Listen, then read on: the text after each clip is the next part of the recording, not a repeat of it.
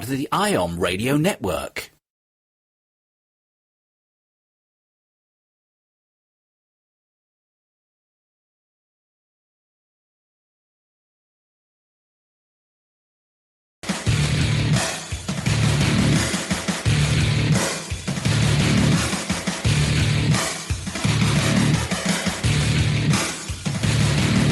Good evening, everybody. Welcome. It's Matt Connarton Unleashed, the radio edition. We are live a little bit after 11 p.m. in the Eastern Time Zone, June 2nd, 2016, coming to you from the Uptown Auto Repair Studio in Manchester, New Hampshire. Of course, we are powered by Ambit Energy. If you want to learn how to save on your energy bills, go to ipmnation.ambitrabbit.com. You'll be very glad that you did. You could be on your way to free energy. And of course, we are sponsored by the Mortgage Specialists. If you need help, some guidance through the process of buying a home, go to themortgagespecialist.com and schedule a consultation. You'll be glad that you did. It's probably the biggest, most important purchase you'll ever make, themortgagespecialists.com. And, of course, we are live 5 nights a week on IPM Nation 2, and every Tuesday and Thursday we have the honor and privilege of being on the OTR FM, or I should say OTR FM, not the OTR FM. Well, I guess it is the OTR FM because there's only one OTR FM in theory, I would think. And it is the premium channel on the OMTimes radio network. So very happy about that. I don't think I've mentioned it lately, so I'll mention it again because it's been a while. We were the first broadcast. This program was the very first broadcast on OTR FM. So we were very honored by that. So let's see. Let me mention programming note. Yesterday, no, I'm sorry. Wow, the days blur together sometimes. Tuesday night was the very first Matt Connarton Unleashed television edition in our new time slot. Of course, the television edition of this show, now Tuesday nights at 7 p.m. Eastern on IPM Nation. And for our very first show at the new time on the new night, we had I was flying solo for most of the show, but a little more than halfway through, I was joined by Congressman Frank Ginta from right here in the great state of New Hampshire, and Jen was able to get that booking very last minute, actually, just a couple hours before the show, and he agreed to come in. So that was really cool. So if you want to see that, that is up on our YouTube page on IPM Nation, the Tuesday night edition of Matt Connarton Unleashed, the television edition of the show. And I've been talking about it for a while. Really excited about the new time slot for that. I think it's going to bring us a lot more live viewers and more calls. In fact, we had a bunch of calls while Congressman Ginta was on, which was great. So, I know that in the previous slot, probably a lot of people just waited and watched the replay later or watched it on YouTube. But I think being on at 7 p.m. Eastern on Tuesdays is going to really help us a lot. So very happy about that. And let's see. Earlier tonight, too, I was on the Dr. Kevin Show. The first Thursday of every month, Dr. Kevin and I get together on his program for Thirst-Quenching Thursdays. And we had an interesting, actually, discussion this week. Well, we talk about politics a lot. He probably talks about politics more with me than anyone else he has on his show, just because that's what I am most what's the word I'm looking for? Conversant. There it is. That's what I am the most conversant in. And we were talking a little bit about Gary Johnson, the Libertarian candidate for president, and he's really he got a response from Trump. Trump had something to say about him, which is interesting. So we kind of analyzed that a little bit. Of course, that's available on demand. OMTimes does a great job of archiving all those shows. But we'll come back to that. We'll come back to Gary Johnson, but I have something a little bit more pressing. Something has come to light, my friends. I have said for a while that I believe that Hillary Clinton will be the next president because I don't see how Trump can beat her, especially with Gary Johnson in the race, who's going to siphon off a lot of Republican votes. But then I found something stunning about Hillary Clinton. This is far worse than Benghazi or any email scandal. This is really terrible. According to my favorite website, rightwingwatch.org, Sandy Rios says Hillary Clinton wants to legalize pedophilia. My friends, I had no idea. This is truly stunning. I don't know if this is going to be part of the Democratic platform at the convention, but this is truly, truly troubling. It says here, the American Family Association's hate group, Sandy Rios, claimed on her radio program this morning that LGBT rights advocates led by Hillary Clinton are determined to legalize pedophilia. This is just awful news. I mean, she may very well be our next president. Let's play the audio, shall we? It's about 2 minutes. 2 minutes long here, and we'll get some insight into this. I will tell you the next thing is that the play is not necessarily for gay rights or transgender. The play is for pedophilia. They're going to call it minor attracted persons, MAP. And what it's going to be, when you look online at YouTube, I encourage your listeners to look at a video on there. It's been up there for a while. Now everybody's catching on to it. They'll probably take it down. So if you can strip it and put it onto your computer, you might want to do that. It was from Jeremiah Films back in the 90s. It's called AIDS, What You Haven't Been Told. AIDS, What You Haven't Been Told. About an hour long. Shows you back in 1991 when they did the March on D.C. for AIDS awareness. Everybody who was under that canvas with Bill Clinton as they got that money to become president in 92. NAMBLA, all those folks were coming after your kids. Get them before 8 or it's too late. And they all set out their agenda going by 20 years. Every generation, they would push the ball forward. And that's basically what has happened. In the 70s, they got the thing taken out for the DSM. And then we saw the Don't Ask, Don't Tell. Then we saw the repeal. And now we're seeing gay marriage. And you're going to see what we're setting up as a precedent. If kids can divorce their parents, if kids can make sex change decisions, if kids can make decisions about RU48 and everything like that, birth control pills without parents' consent, then kids should be able to use Michelle Obama's words, be able to love who they want to love. They're going to move the age of consent down. That's Pat, I have to interrupt you because of the time, but let me just say, unfortunately, everything that Pat just said is true. I've been talking about this stuff at a time, 15 years ago when nobody could believe this. It was just too much. But I remember debating Jocelyn Elders, the former Surgeon General of the United States, over a book she had endorsed that wanted to move the age of sexual consent down to 12. I got into a huge fight with her over that, and I can tell you the person who's primarily behind all of this, the UN Convention on the Rights of the Child, has been pushing for this since she was young, and that's Hillary Clinton. It is. He's absolutely right. Pedophilia is the next frontier, the next barrier they want to break down. It is absolutely amazing. Yes. Obviously, because everyone knows that when you say, hey, we should treat everyone, even people who are a little different than we are, with respect and dignity like they're actual human beings, when you teach people that, when you teach children that, to be nice and respectful to everybody, obviously that leads to kid touching. I mean, it's just obvious, right? Yes. The moment you start accepting people and, that whole tolerance thing, then, next thing you know, it's having sex with kids. I mean, that is the obvious next step, right? Yes, Hillary Clinton and her pedophilia agenda. This is truly stunning. By the way, I can't help but recall that Hillary Clinton was very late to the party on the whole marriage equality thing. But I guess I don't even know what the guy on there, I didn't even bother to notice his name, what the hell he was talking about this. They had this march and this tent, and NAMBLA was there hanging out with Bill Clinton or something. I don't even know what he was talking about. But, I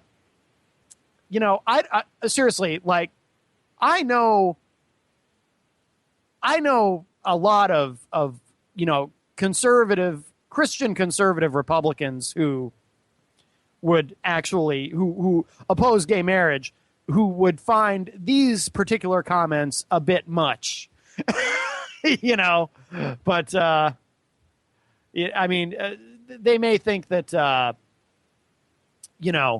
gay marriage is going to cause all parties involved to burn in hell for all eternity because the invisible deity in the sky is upset about it or something. But I don't think most of them, at least most of the ones that I know, I don't think that this is leading to legalized pedophilia. Maybe they do think that, and they don't say it out loud because they know that someone like me will ridicule them.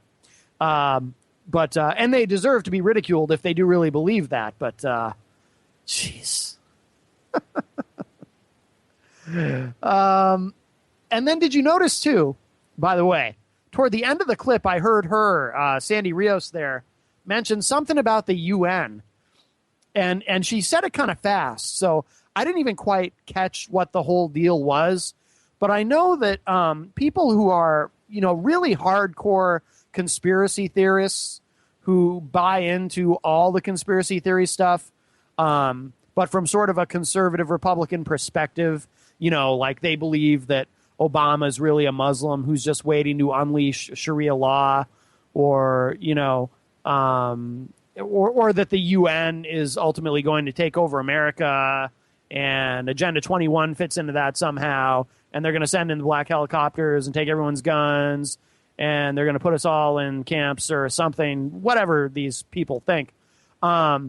It was interesting to me that because, of course, another thing that they think is that gay marriage is somehow a plot to destroy America, and then she throws in that little thing about the UN on the end, and it's like, oh, that just puts a really nice bow on the whole thing. But the key to it is, of course, always with these people, always assume the absolute worst motives of anyone who has a different viewpoint than you. If they disagree with you at all on any issue, just assume it's because of the absolute worst motives. The only reason they're for gay rights is because they're also for pedophilia, right? That's how these people think. Stupid. We'll be right back. The Real Conscious Connection. OMTimes Radio. IOM FM. Host your show on IOM FM, the radio network of OMTimes Media, one of the more recognized brand names in the conscious community, and is backed by the extensive marketing reach of OMTimes. Hosting a show on IOM FM immediately connects you with our extensive dedicated community. Do you have time to read that inspiring book or that blog post you've been meaning to get to? In your busy world, how do you improve yourself and keep your life going? I'm Lisa Kay, and my Between Heaven and Earth radio show can transform your life just by listening. Be uplifted with inspiring topics, positive stories, and ideas that really work. Between Heaven and Earth radio is conscious living for your soul, every Wednesday at 4 p.m. Eastern Time.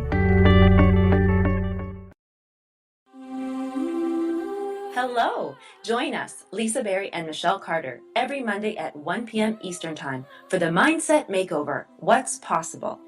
Get ready to become present, clear, and unstuck, and start living fully, led by your heart. While you listen and feel this transformation through vibration of word, sound, and song, you'll open up to what's possible and experience your shift.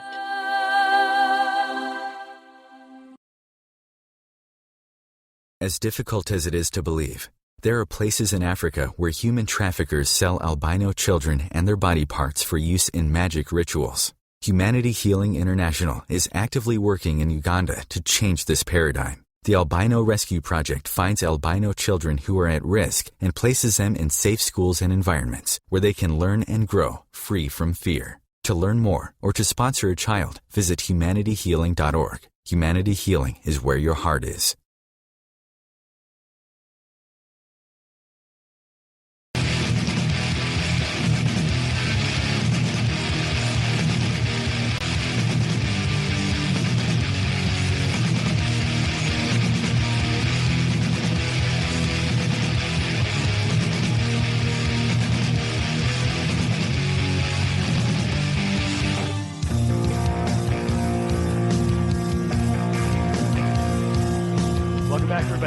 That's that bumper music again, where I swear every time I hear it, it's like I think I'm hearing a voice in there with the guitars, but I'm not sure if it's an actual human voice though, or if it's just because these are supposed to be all instrumental, but it sounds like there's a human voice, like right under the guitars, going. I think it's just an effect. I don't think it's an actual voice, but I think occasionally I think my mind manufactures audio that I'm not really hearing, but I think I'm hearing. I know. Anyway. By the way, we do have a phone line open for you if you would like to call in, if you would like to discuss Hillary Clinton's pedophilia agenda or anything else at all. Of course, you can call us at 617-917-4IPM. It's IPM as in IPM Nation. 617-417. No, I'm sorry. Wow. 617-917-4476. If you prefer to not use letters, 617-917-4476. You can call us or text us at that number. Of course, we have the chat room at ipmnation.com/live too. And you can post anything you like on the Matt Connarton Unleashed Facebook page if you'd like to communicate that way. And of course, you can tweet me at Matt Connarton. Don't forget too, by the way, there are other Facebook pages too you can like to really help us out. The IPM Nation Facebook page, the OMTimes Facebook page, Dr. Kevin's Facebook page that I mentioned earlier. I was on Dr. Kevin's show. And in fact, Dr. Kevin raised something interesting. So he was talking about, and in fact, he actually kind of got to this before I did in terms of, sometimes I don't pay as much attention during the day as I'd like to in terms of what's going on politically because I'm busy with my other duties. But apparently Trump has addressed Gary Johnson, calling him a fringe candidate, saying he doesn't really take him seriously, etc. Now, Gary Johnson, of course, is the Libertarian nominee. And what I said to Dr. Kevin is that I wonder if it's wise or unwise for Trump to even acknowledge Gary Johnson, because here's what I'm sure, in fact, I would guarantee this is part of the dialogue right now within the Trump campaign. I mean, obviously, there's a lot of, what do we do about Hillary in terms of running against Hillary?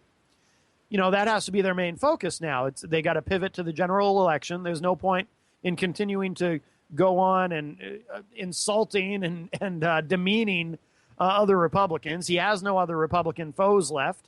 He's got this. He seems to be getting more and more of the establishment on board, sort of, like Paul Ryan and Mitch McConnell, sort of. I say sort of because their comments were, wow, talk about damning with faint praise. They've endorsed Trump, but barely. We'll get to that in a bit. But what do they do about they got to run against Hillary, but what do they do about Gary Johnson? Because Gary Johnson, yes, he's a third-party candidate. He's the Libertarian nominee. And as Trump himself pointed out in his comments, he only got 1%, like 1% of the vote in 2012. By the way, I voted for Gary Johnson in 2012. But this time around, and there's probably a couple of different factors that are driving this. This time around, I've seen a couple of polls where he's polling at 10%. I saw one that had him at 11%. And if he can get to 15%, he gets into the debates. There'll be three people on that debate stage when it's time for the general election presidential debates. It'll be Trump, Hillary, and if he can get to 15% in national polls, Gary Johnson, according to the rules set by the debate commission, will qualify for a spot on that stage. He's got to get to 15. And that hasn't happened since 1992 when Ross Perot was doing well enough in the polls that he was on the debate stage with Bill Clinton and George H.W. Bush. So it can be done. It is possible. Perot proved it's possible. Then there was also, 1980, where Ronald Reagan did a debate with third-party candidate John B. Anderson. Jimmy Carter chose to sit that one out. He refused to take John B. Anderson seriously because he was an independent.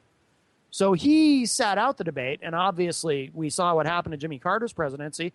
But Reagan, so he ended up with a two-man debate, but instead of it being Reagan against Carter, and of course there was later a two-man debate of Reagan debating Carter without Anderson being there. But there's also, you can find it on YouTube, from 1980, there's a debate, Reagan debating John B. Anderson. And John B. Anderson had been a Republican. Sound familiar? He had been a Republican who became an independent. He was running, he wasn't a libertarian. He was running for the, what was it, the Fair Vote, I think was the name of the organization or the party. Something like that, Project Fair Vote or something. So he had been a Republican, but he was running as an independent. Gary Johnson, when he was governor of New Mexico, he was a Republican. But now he's an independent. He's a libertarian and has been for a while. Independent and libertarian, or maybe you could just say libertarian. Independent's kind of a funny word because it sort of has a dual meaning depending on who you're talking to. Just kind of a side note about that word. To some people, it's a matter of context. To some people, when you say independent, they take independent to mean not either a Democrat or a Republican. So if you're not a member of either of the two parties, you're an independent. But other people I've noticed define an independent, a true independent, as not being a member of any party. So if you regard an independent as being neither Democrat or a Republican, then libertarians are independents. But if you regard an independent as being someone who's not a member of any party, then libertarians would not be considered independents. But that's just a matter of context. Sometimes these terms have slightly different definitions and so forth. But it's sometimes there's just a slight difference connotatively as there is with that word. But it can be done. Ross Perot proved it can be done, and John B. Anderson too. I think John B. Anderson, I don't remember how well he did in the general election, but I think he did pretty well for an independent candidate.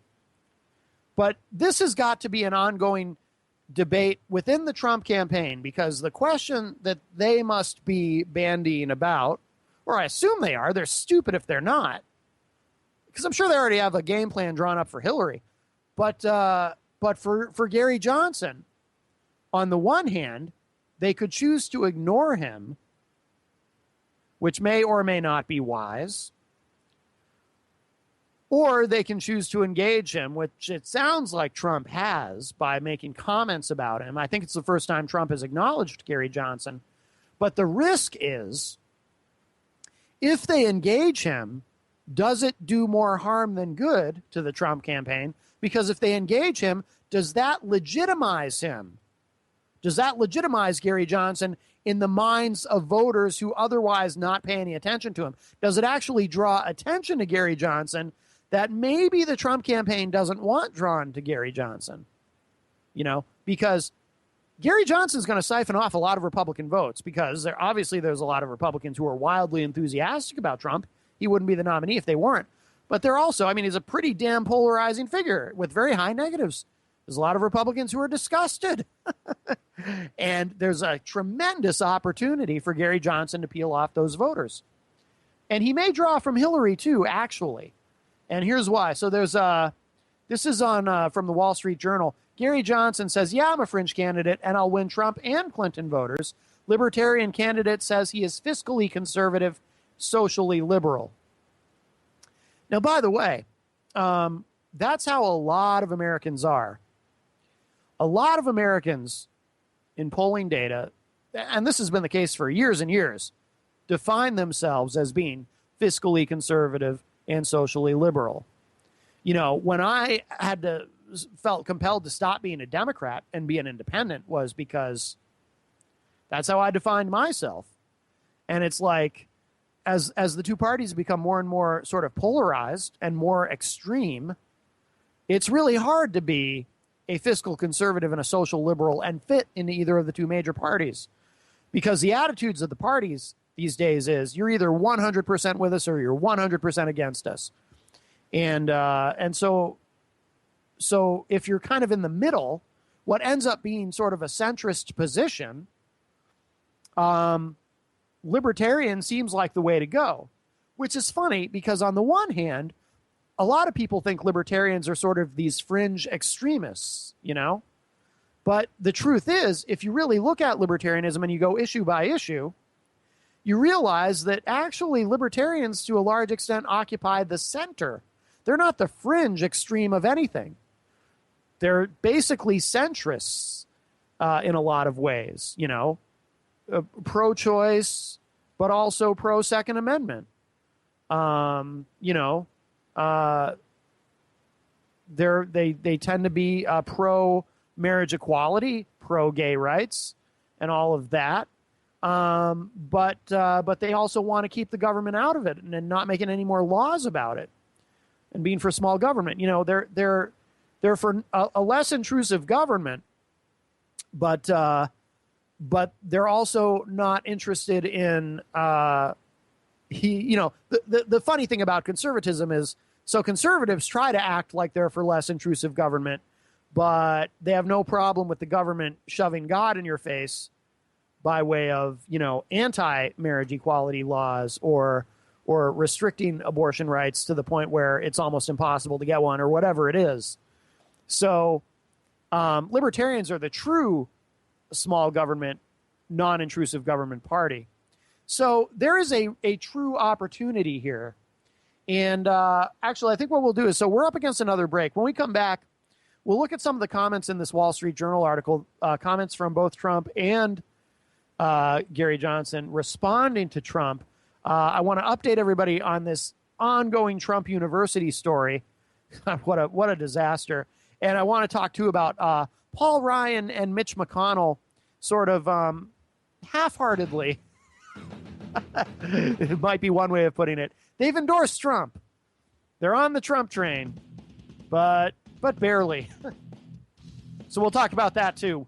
We'll be right back. Don't go away. More to come. Matt Connarton Unleashed. We're live.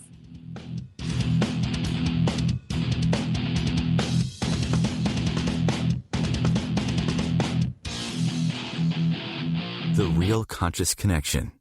OMTimes Radio. IOM FM. Being a radio host on IOM FM allows you to build your show on a rich platform with the power of the internet to fulfill your outreach goals and connect with a very specialized and global online audience, unlimited by time and distance. OMTimes Radio will provide you with web relevance, a recognizable conscious brand, and with the standard of excellence that has accompanied every single OMTimes endeavor. Host your show with OMTimes Radio Network. Hi, this is Sylvia Henderson, intuitive life coach and energy healer. Are you ready to elevate and rise way above your normal? Be sure to listen to my show, Intuitive Transformations, on OMTimes Radio, Sunday evenings at 9 p.m. Eastern. Get the inspiration you need to transform your life. Do you want to be a better communicator? Do you want to better connect with the important people in your life? Do you want to enrich your relationships? If so, join me, Matthew Cooper, on the Positive Control System Show every Wednesday evening at 11 o'clock p.m. Eastern Standard Time on OMTimes Radio. I'll meet you there.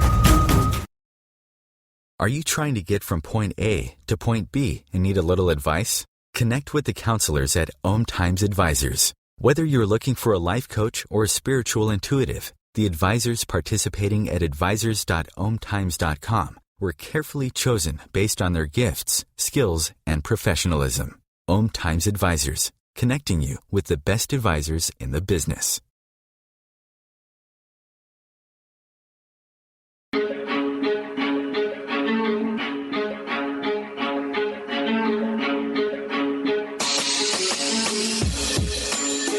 Welcome back, everybody. Matt Connarton Unleashed. We're live. It is warm here at the Uptown Auto Repair Studio. I think I'm going to crack open this window. I need a little air. Wow. I'm just like really warm. It's going to be a hot summer. I bet it's going to be the hot summer on record. But of course, I don't believe in climate change. Obviously, it's a conspiracy among liberals and the world's climatologists to, destroy capitalism. But I mean, any Republican will tell you that. he said mildly sarcastically. Okay, so I want to get to this Wall Street Journal article, and then we'll kind of, well, I don't know. I don't know if we're really moving on from it afterward because inevitably we end up talking about Trump. But I thought this was interesting. So Gary Johnson responding to Trump's comments. Let's see. Former Republican New Mexico Governor Gary Johnson, excuse me, running for president as a libertarian, embraced his outsider status on Wednesday, acknowledging in an interview that he is a fringe candidate. After Mr. Johnson became the Libertarian Party nominee this weekend, presumptive Republican nominee Donald Trump called him a fringe candidate and dismissed the prospect of the Libertarian Party posing a threat to his candidacy. Trump said in a press conference on Tuesday, quote, Gary Johnson got 1% last time. I watched that whole situation. It was pretty disgraceful. I think it's a total fringe deal. I think he's a fringe candidate, unquote. It's a label that Mr. Johnson was only happy to embrace. Mr. Johnson is running on a ticket with former Massachusetts Governor Bill Weld, forming the most experienced ticket in the Libertarian Party's 4-decade history. He was the Libertarian Party's presidential nominee in 2012 as well, drawing just about 1.3 million votes nationwide. Mr. Johnson said in an interview on Wednesday with Fox Business, quote, I'm a total fringe candidate. I'm a Republican governor that got to serve 2 terms in a Democrat state. Gee, Bill Weld did the same thing. I supported gay rights. I supported women's right to choose. I espoused legalizing marijuana in 1999. I'm about as fringe as you can get, unquote. Mr. Johnson described himself as, quote, fiscally conservative, socially liberal, unquote, and suggested that more than 30 million Americans have libertarian leanings but don't know it. I say that all the time, by the way. Like I said, libertarianism occupies the center, not the fringe, the American center of politics.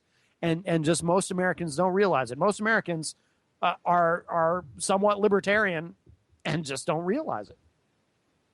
Let's see. He said his platform calls for a less intrusive government, socially liberal policies, and a foreign policy that discarded military interventions.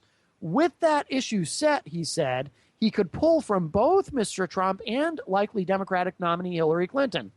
Said Johnson, quote, I upset people in all categories, but I do say the same thing every time. And what I say, I think, is very pragmatically libertarian, unquote. No third-party candidate has ever won a presidential election in American history. The last time a third-party candidate carried a state in a presidential election was 1968, when former Alabama Governor George Wallace won 5 southern states as an independent. Let's see. So I want to, we're just going to move on from that because I want to update everybody on this Trump University story, which just continues to slowly unfold. And again, I don't think it's going to hurt him in the long run because everybody who loves Trump has already made up their minds that they love Trump. And, it's not going to matter. But I think this is interesting. Like I said from the very beginning, I remember way back when I first heard about Trump University, and I just said, well, this sounds like a scam to me. Because what thinking rational person hears Trump University and thinks, well, that sounds like a legitimate academic institution that the Donald is starting. I think I'll max out my credit cards on this endeavor. Sure. I mean, come on.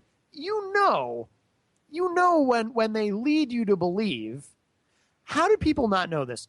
That when they were led to believe that Trump himself had handpicked the professors and would be actively involved in the curriculum, come on. Who actually believed that?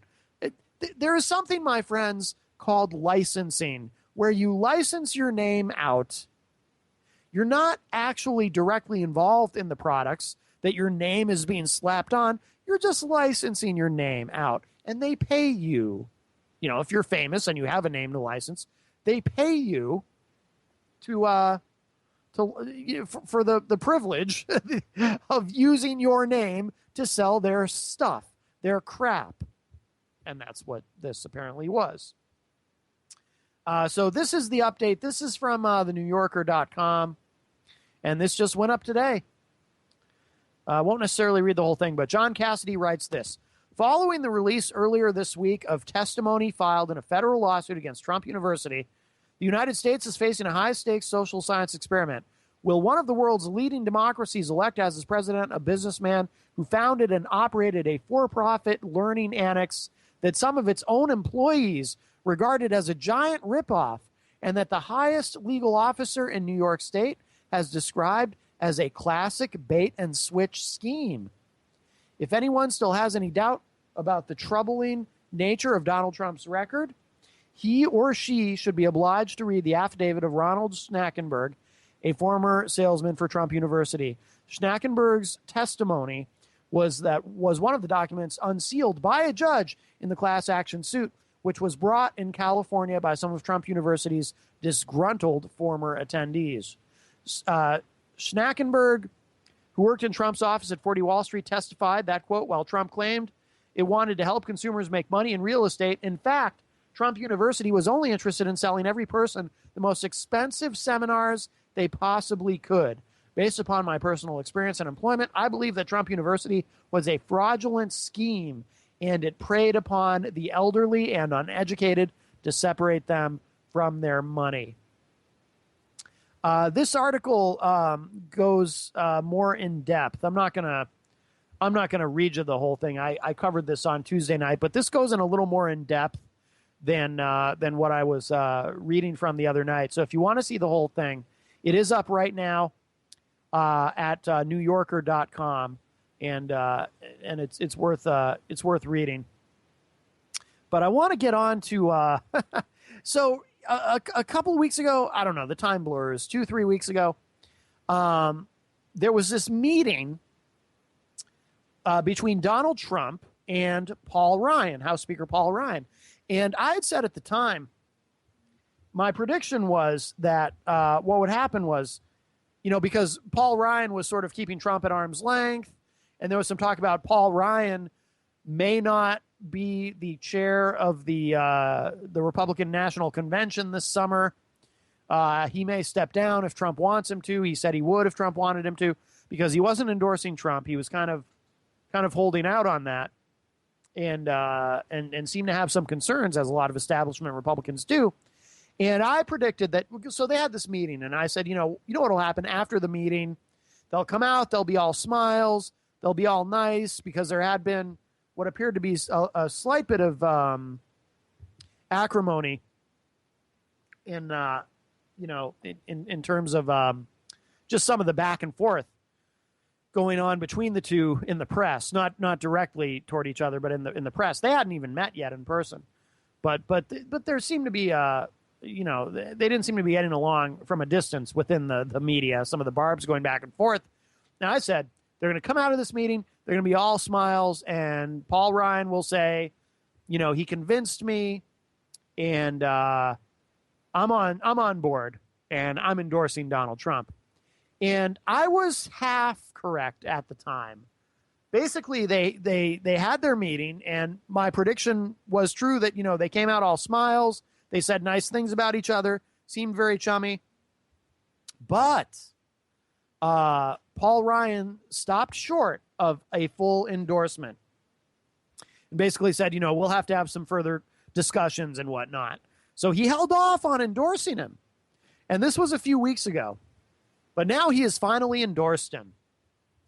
It's up on HuffPost. Paul Ryan endorses Donald Trump. But wait till you hear. I mean, look, sometimes political endorsements, sometimes they're full-throated and rah-rah, and this is my candidate, and I hope you'll all get on board and support him. Sometimes they're more tepid, more measured, more sort of, less enthusiastic, but your standard endorsement. But this is like the most sort of backhanded endorsement. It's almost like, and I'll read you the actual quotes from both Paul Ryan and Mitch McConnell, who both took their sweet time getting on board. And I'll tell you what, they these are the most just half-hearted endorsement. It's almost like, yeah, I guess we'll support him because I guess we have to kind of thing.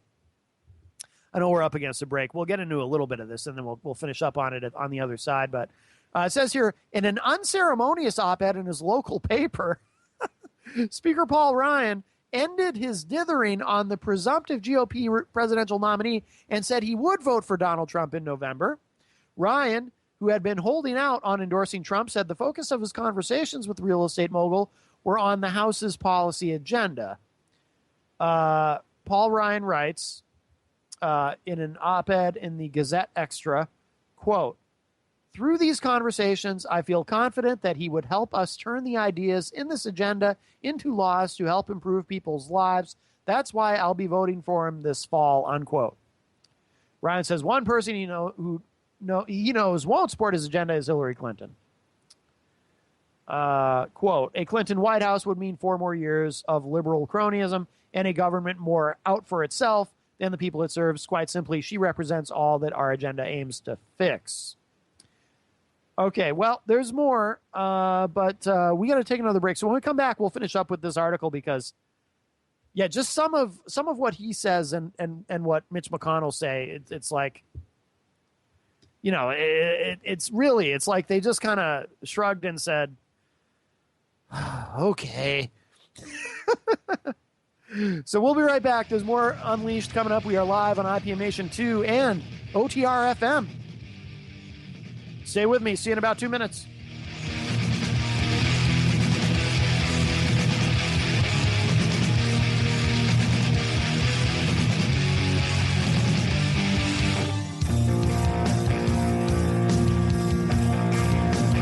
The Real Conscious Connection. OMTimes Radio. IOM FM.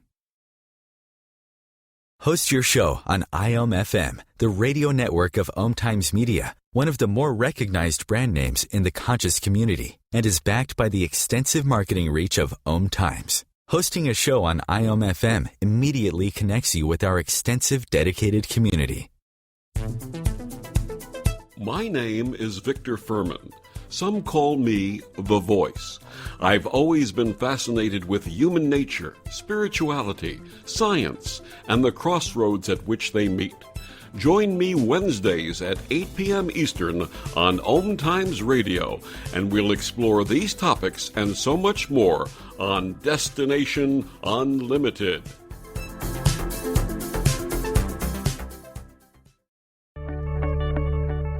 Do you have time to read that inspiring book or that blog post you've been meaning to get to? In your busy world, how do you improve yourself and keep your life going? I'm Lisa Kay, and my Between Heaven and Earth radio show can transform your life just by listening. Be uplifted with inspiring topics, positive stories, and ideas that really work. Between Heaven and Earth radio is conscious living for your soul, every Wednesday at 4 p.m. Eastern Time. The number one reason girls drop out of school in sub-Saharan Africa is lack of access to feminine hygiene products. The Pads for Schoolgirls Project, an outreach of Humanity Healing International, is changing this paradigm by setting up sewing programs at schools, teaching girls a vocational skill, while producing the reusable pads that help keep them attending classes. The girls pay it forward by making and giving pad kits to other girls in need. To learn more, visit humanityhealing.org. Humanity Healing is where your heart is.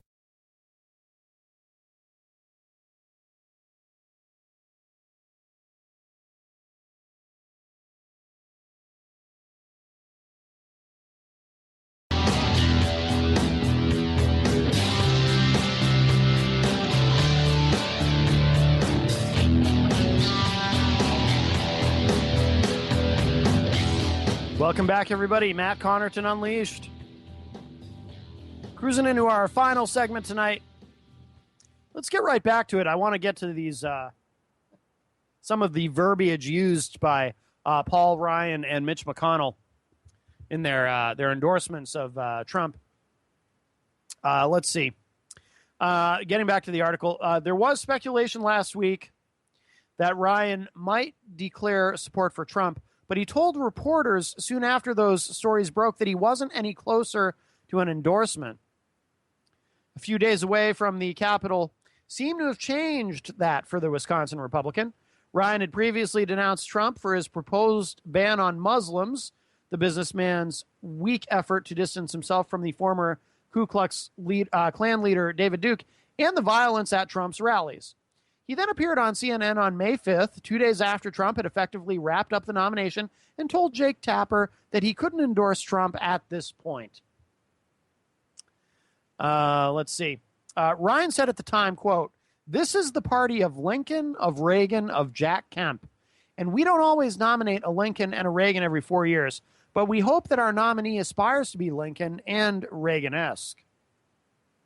Ryan said he wanted to see Trump unify the Republican Party and run a campaign that will allow Americans to have something that they're proud to support and be proud and proud to be a part of, unquote.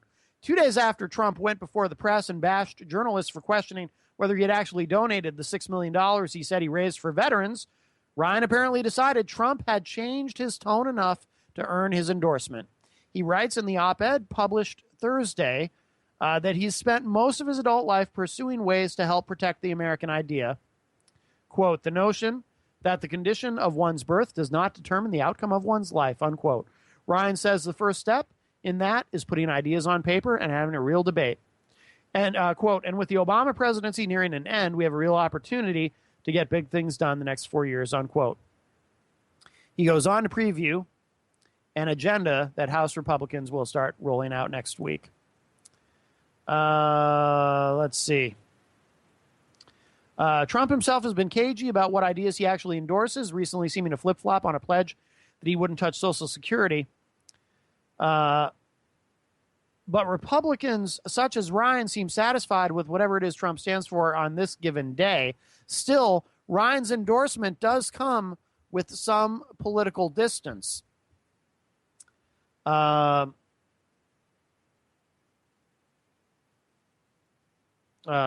sorry. Oh, here we go. Sorry, I had a little issue there. Ryan says it's no secret that he and Trump have differences. Ryan says, quote, "I won't pretend otherwise, and when I feel the need to, I'll continue to speak my mind. But the reality is, on the issues that make up our agenda, we have more common ground than disagreement." And then there was another article. I'm going to try to find it here because that's not the article I thought it was. There was an article with Mitch McConnell making some comments about Trump that also sounded a bit like he was sort of endorsing him, but sort of trying to distance himself as well. Yeah, no, I can't seem to find that. Can't seem to find that. Well, let's see. Yeah, I don't know. I can't find the Mitch McConnell thing now, but let's see. Oh, you know what? Here's something fun. Remember I'm this? not here. Here. Let's listen to a little bit of this. Here's someone talking about Trump, and I'm gonna, while this plays, I'm gonna try looking for the Mitch McConnell comments. So let's review this briefly, shall we? And I don't have to tell you who this is. You all remember. And I'm not going to endorse a candidate today. Instead, I'd like to offer my perspective on the nominating process of my party. Back in 1964, just days before the presidential election, which incidentally we lost, Ronald Reagan went on national television and challenged America, saying that it was a time for choosing. He saw two paths for America, one that embraced conservative principles dedicated to lifting people out of poverty and helping create opportunity for all, and the other, an oppressive government that would lead America down a darker, less free path. I'm no Ronald Reagan, and this is a different moment in time. But I believe with all my heart and soul that we face another time for choosing, one that'll have profound consequences for the Republican Party and, more importantly, for our country. I say this in part because of my conviction that America is poised to lead the world for another century. Our technology engines, our innovation dynamic, the ambition and skill of our people are going to propel our economy and raise the standard of living of Americans. America will remain, as it is today, the envy of the world. You may have seen Warren Buffett. He said, and I think he's 100% right, that the babies being born in America today are the luckiest crop in history. Now, that doesn't mean we don't have real problems and serious challenges. We do. At home, poverty persists, and wages are stagnant. The horrific massacres of Paris and San Bernardino, the nuclear ambitions of the Iranian mullahs, the aggressions of Putin, the growing assertiveness of China, and the nuclear tests of North Korea confirm that we live in troubled and dangerous times. But if we make the right choices, America's future will be even better than our past and better than our present. On the other hand, if we make improvident choices, the bright horizon I've described will not materialize. And let me put it very plainly. If we Republicans choose Donald Trump as our nominee, the prospects for a safe and prosperous future are greatly diminished. Let me explain why I say that. First, on the economy. If Donald Trump's plans were ever implemented, the country would sink into prolonged recession. A few examples. His proposed 35% tariff-like penalties would instigate a trade war, and that would raise prices for consumers, kill our export jobs, and lead entrepreneurs and businesses of all stripes to flee America. His tax plan, in combination with his refusal to reform entitlements and to honestly address spending, would balloon the deficit and the national debt. So even though Donald Trump has offered very few specific economic plans, what little he has said is enough to know that he would be very bad for American workers and for American families. But you say, wait. Isn't he a huge business success? Doesn't he know what he's talking about? No, he isn't. And no, he doesn't.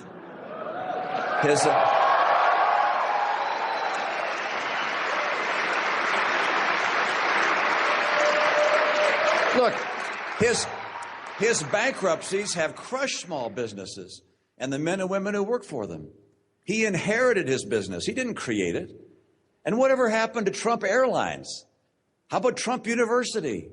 And then there's Trump Magazine and Trump Vodka and Trump Steaks and Trump Mortgage. A business genius he is not.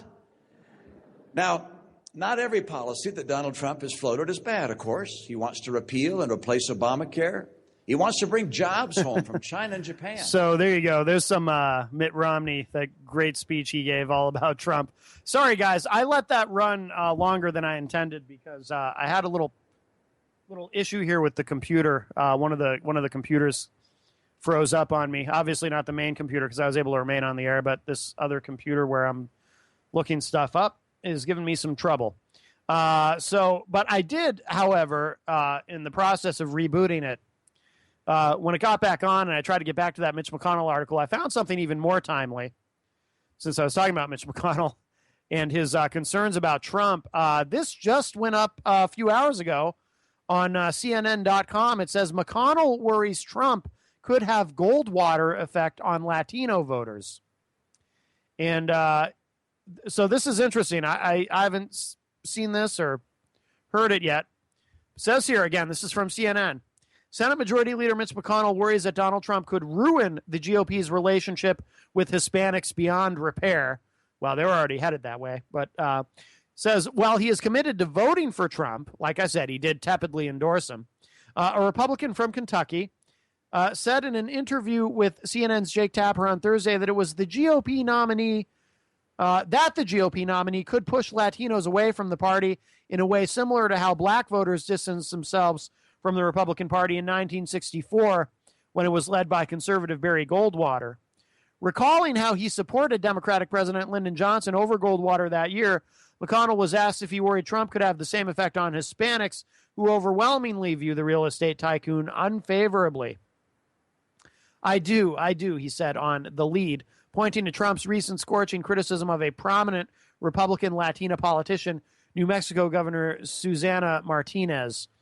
McConnell said, quote, and I think the attacks that he's so routinely engaged in, for example, going after Susana Martinez, the Republican governor of New Mexico, the chairman of the Republican Governors Association, I think was a big mistake, unquote. Regarding Goldwater's vote against the 1964 Civil Rights Act, McConnell said, quote, it did define our party for at least African-American voters, and it still does today. I've never heard Mitch McConnell be quite so, what's the word I'm looking for? Just reflective. Interesting.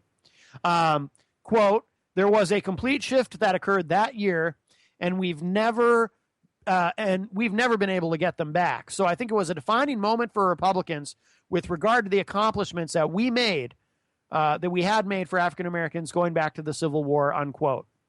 McConnell has endorsed Trump and has been far less vocal about his problems with Trump's temperament or policy than House Speaker Paul Ryan, who formerly endorsed Trump on Thursday after initially saying he wasn't ready to back his party's nominee.